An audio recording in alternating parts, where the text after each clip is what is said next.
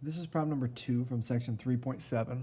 In this problem it says use implicit differentiation to find dy over dx.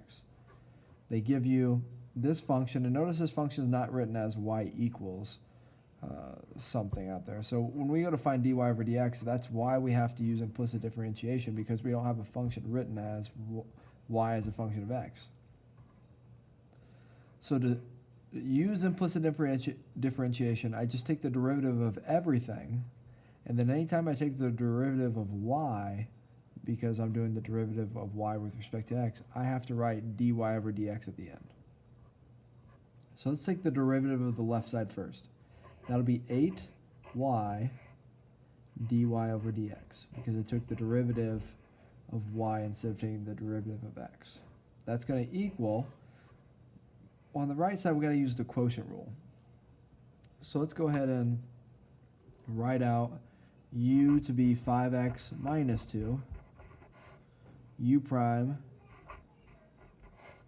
v, and v prime. So v is 5x plus 2. And I know that the derivative of u is going to be just 5, and the derivative of v prime is going to be 5 as well. So then when I want to go and actually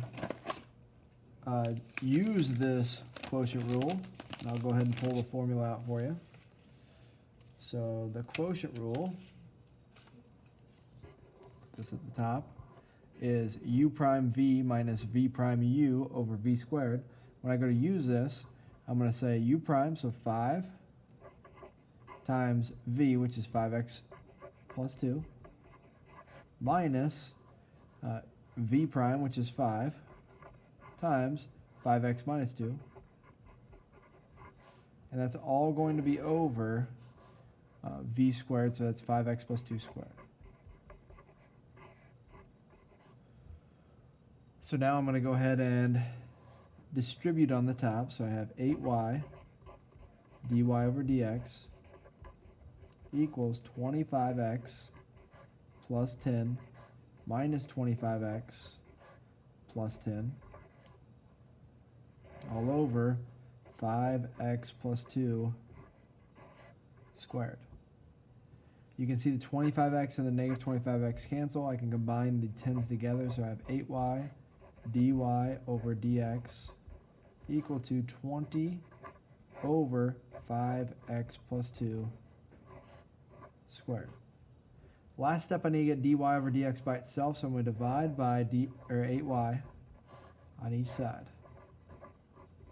And when you divide that, you get dy over dx equals this. When you flip and multiply the 8y, it ends up just coming to the denominator, right? This would be times 1 over 8y.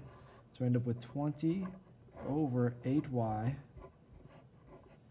5x plus 2 squared. And so this is going to be our solution for the derivative of y with respect to x. Remember, this is just finding the slope of this original line here.